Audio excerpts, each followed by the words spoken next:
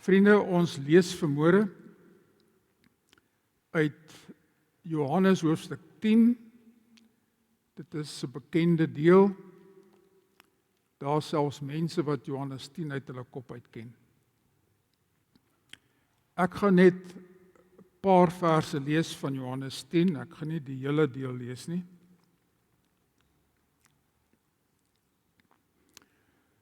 Dit gaan oor die goeie herder.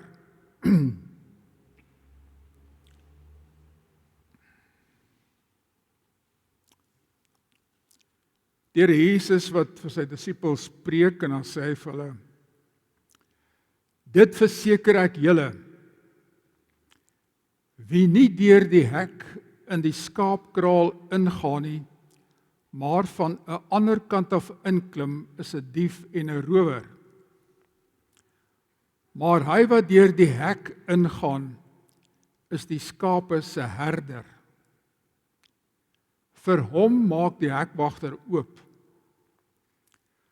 Die skape luister na die herder se stem. Hy roep sy skape op hulle name en lei hulle uit. Wanneer hy al sy skape uitgebring het, loop hy voor hulle uit. En die skape volg hom, omdat hulle sy stem ken. Hulle sal nooit 'n vreemde volg nie, maar van hom af weghardloop, omdat hulle nie die stem van vreemdes ken nie.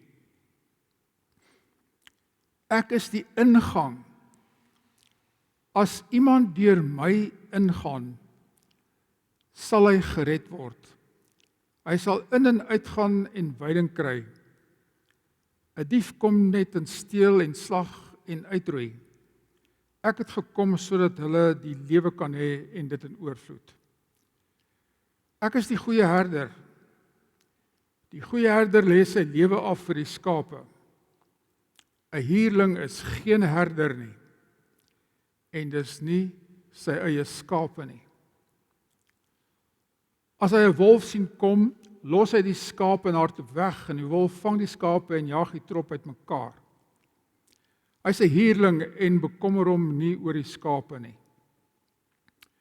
Ek is die goeie herder. Ek ken my skape, en my skape ken my, net soos die Vader my ken, en ek die Vader ken, en ek lê my lewe af vir die skape. Die Vader het my lief, omdat ek my lewe af lê, om dit weer op te neem.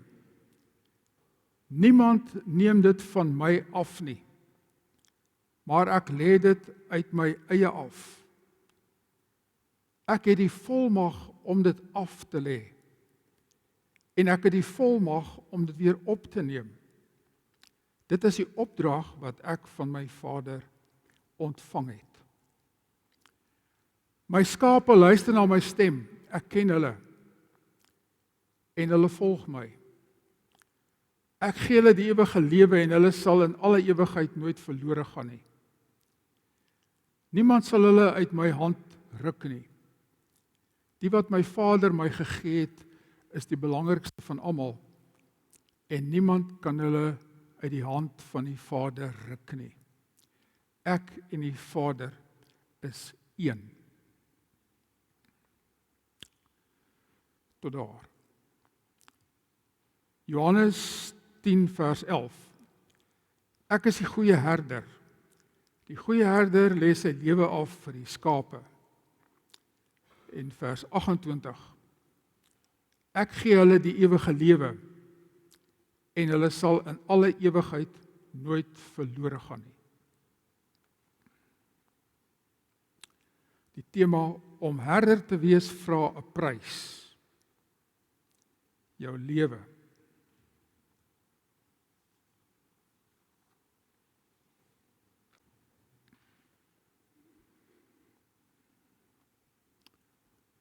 Om 'n herder te wees vra 'n prys. Dit vra jou lewe.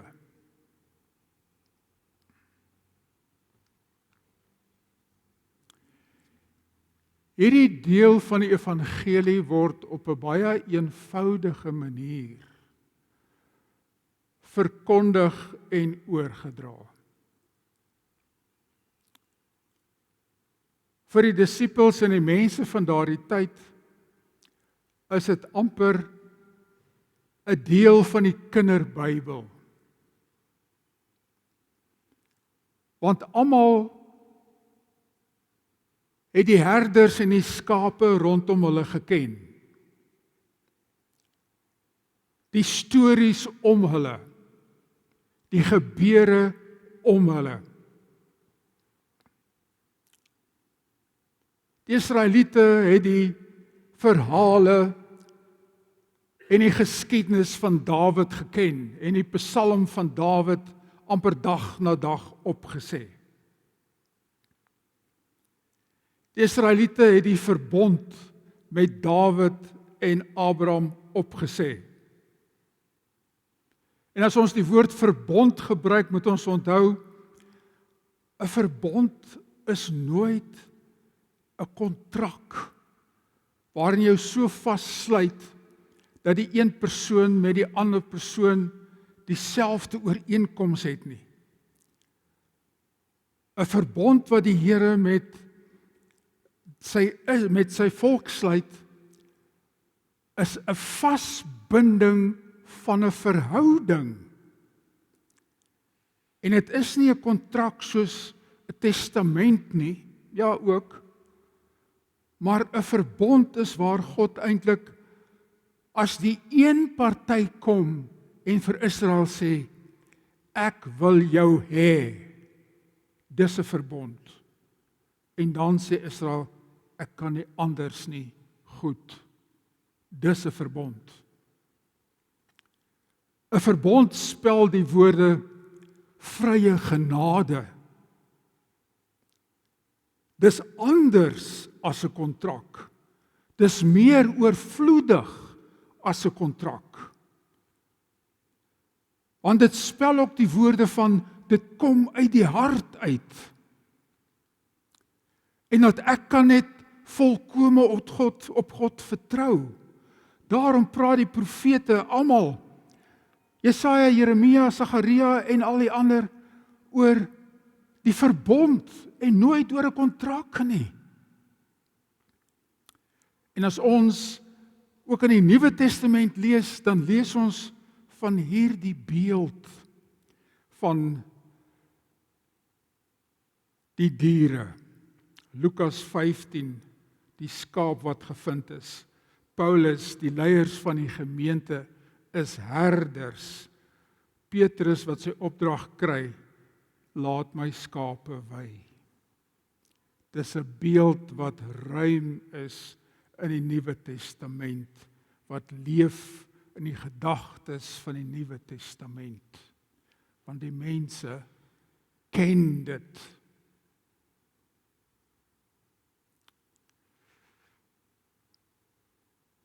Die eerste punt dan vanoggend. Die betroubaarheid van God, die God van Israel en Jesus Christus, word beskryf in terme van 'n skaapkraal.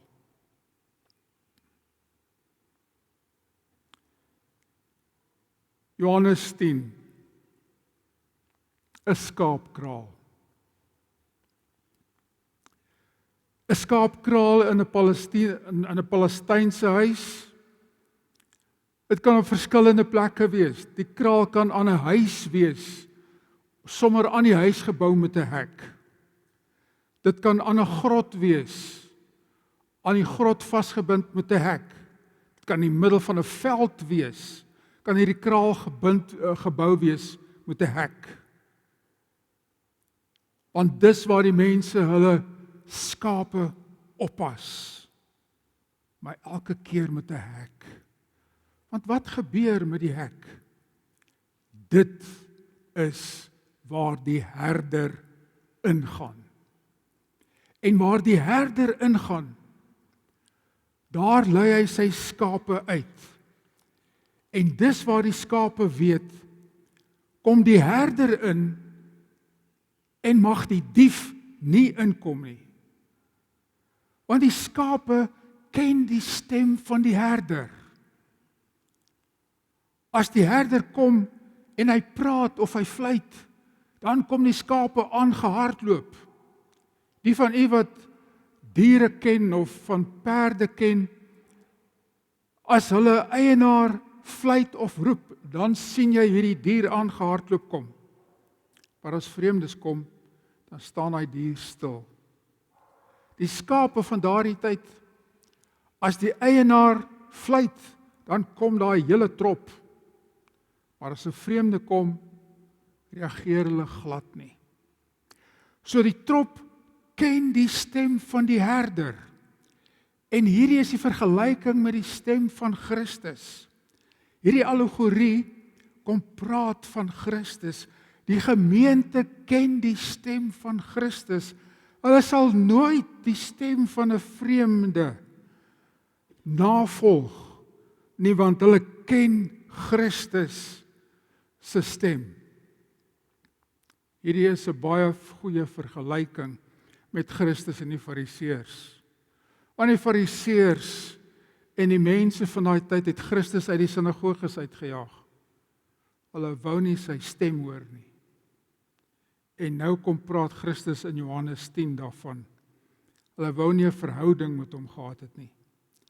Maar sy mense, sy kerk, het 'n verhouding met hom gehad. Hulle het sy stem geken en hulle het na hom geluister. Die betroubaarheid van God, hierdie punt 1, hulle het sy stem gehoor en as hy na die hek toe kom, was hy die een wat die hek van die skaapkraal oopgemaak het. Die tweede punt. Die goeie herder gee sy lewe vir die skape. Die goeie herder gee sy lewe vir die skape. Vers 11.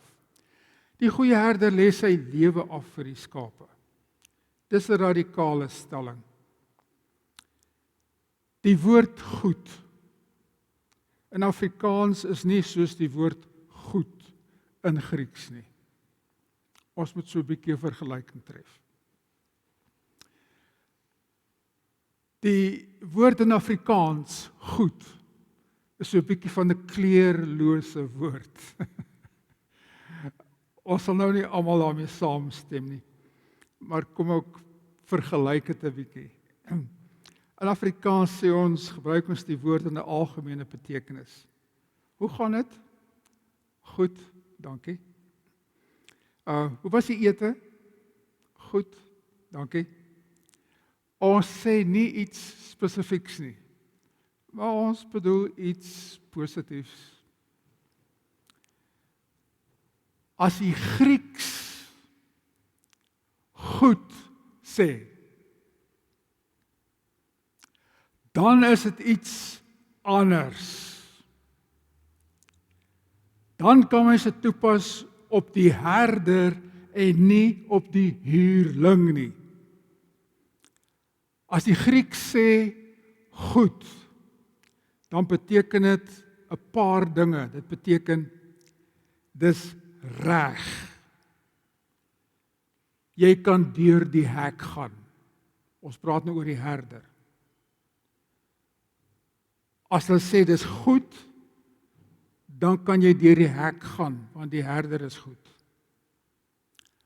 As hulle sê dis goed, dan beteken dit die verhouding is reg, want die herder se verhouding met sy skape is reg, hulle luister na sy stem. As hulle sê dis goed, dan beteken dit hulle is dis uniek, want hulle kan deur die ingang ingaan en die rowers kan nie ingang nie. Dis net hy kan dit doen. Dit beteken ook, goed beteken ook dapper, want die goeie herder lê sy lewe af vir die skape. Nou het ek 4 betekenisse vir die woord goed gekry. Reg, verhouding, uniek, dapper. Nou beteken die woord goed baie dinge. Ek gaan net een betekenis vat. Die woord dapper. Ons volstaan daarmee. Die goeie herder is dapper. In vers 14 staan daar, die goeie herder sy skape ken my. Op 'n gevaarlike nag, as die wolwe kom, dan luister hulle na die herder se stem en hulle gaan agter die herder aan, want wat sal die skaapwagter, die herder, doen vir sy skape?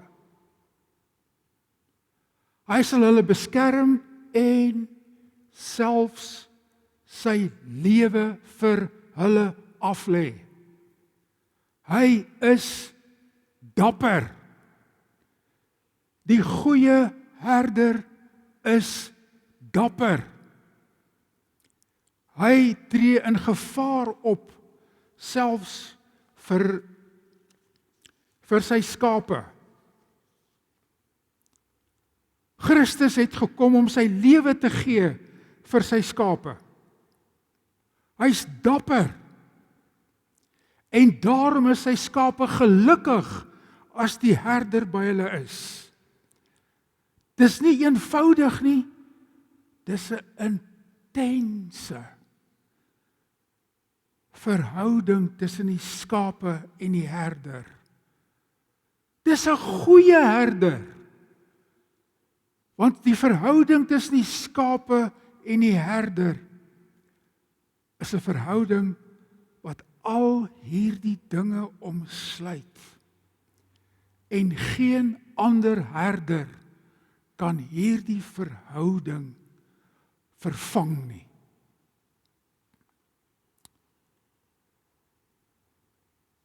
En daarom, as hierdie herder bereid is om sy lewe te gee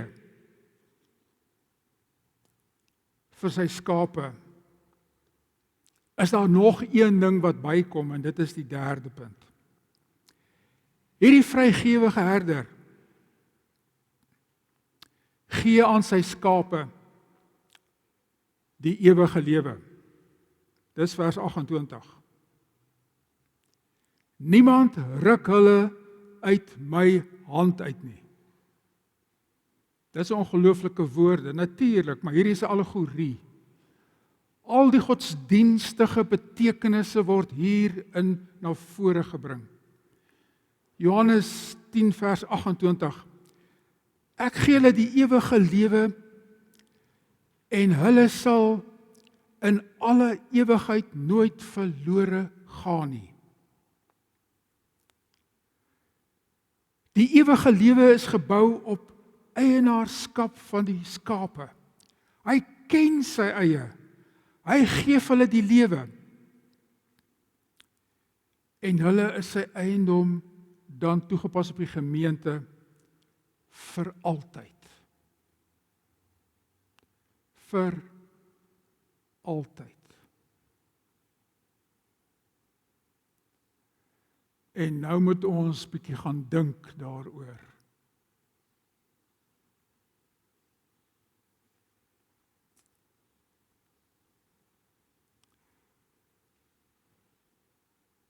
Die ou krygsman Dawid het in die Ou Testament Psalm 23 geskryf. U ken Psalm 23. Die psalm wat gaan oor die herder.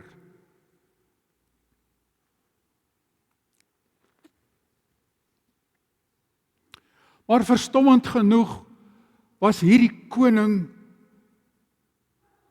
ook 'n koning wat in diep sonde geval het. Hy het een van sy voorste krygsmanne se vrou begeer. En hy het sy krygsman laat doodmaak. En hy het dit nie eers agtergekom nie om dit nou so te stel.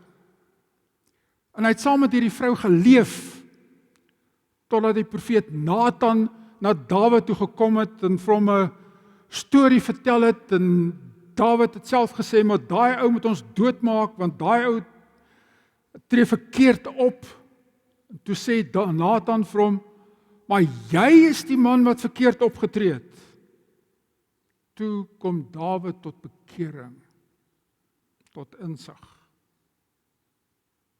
Maar hy was iemand wat beskryf word as 'n man van God.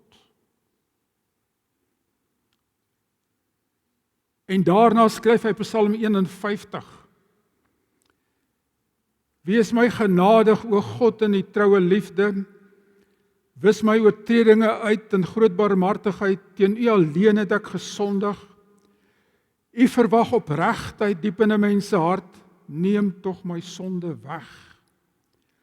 'n Offer vra U nie, anders sal ek dit bring. 'n Offer wil U, wat U wil hê is verootmoediging. U sal 'n hart vol ootmoed en berou nie gering ag nie, o God.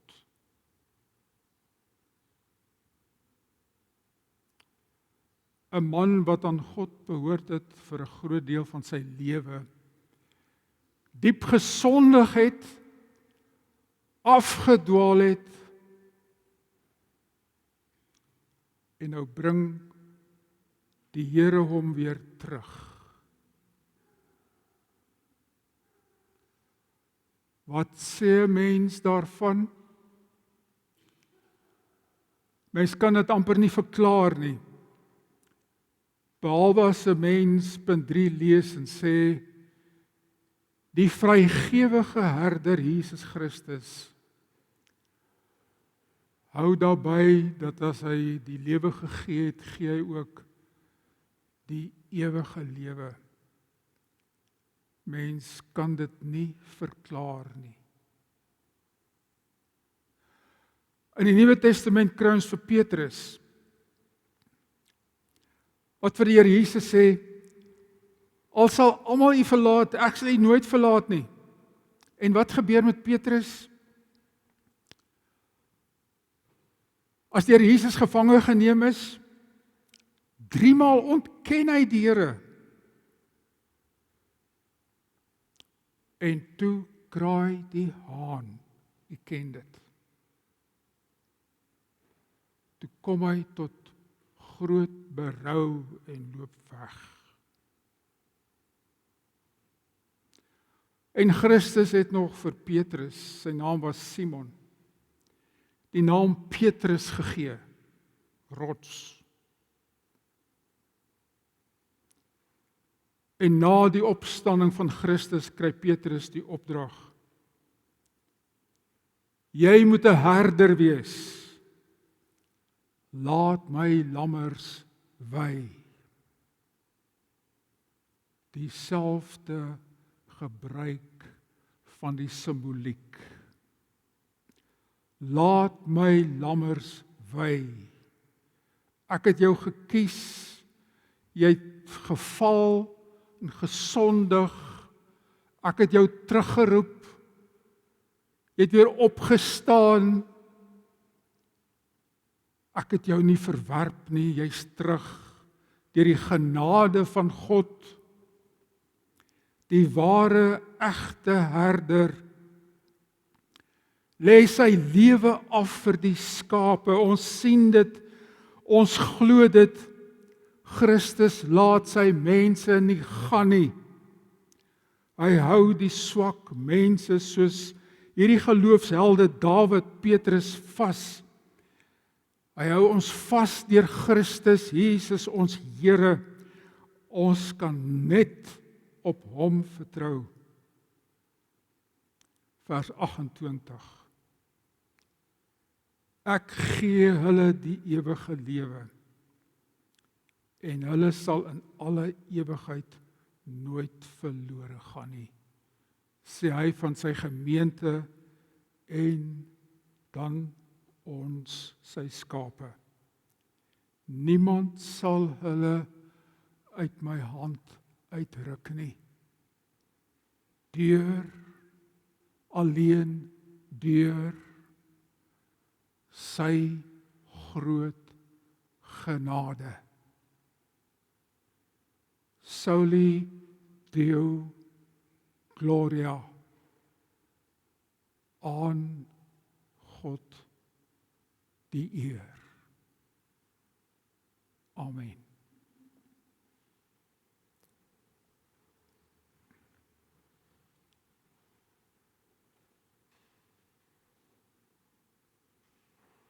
Ons Vader in die hemel,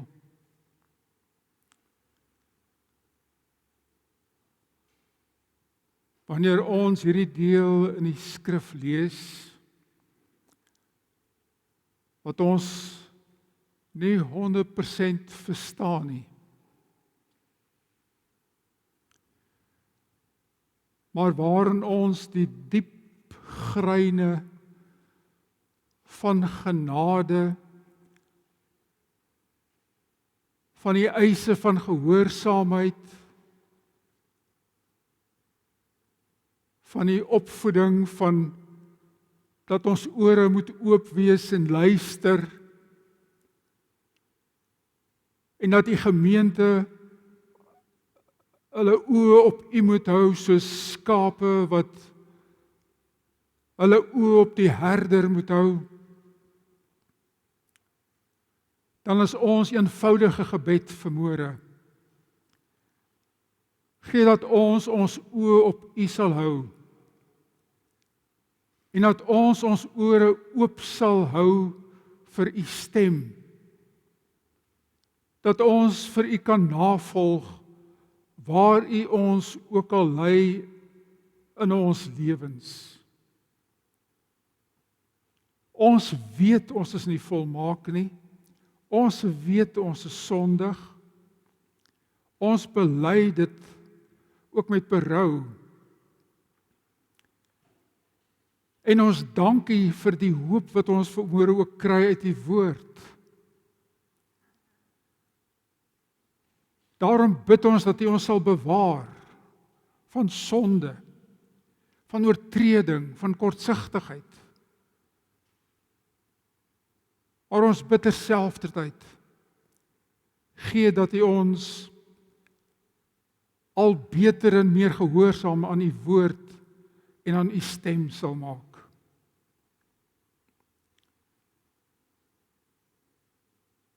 Ja, Vader, ons gebed vanoggend is 'n eenvoudige gebed. En ons gebed is gewoon, gee dat ons as die skape van hierdie gemeente sal luister na U as die herder van die gemeente. Jesus Christus die Here. Amen.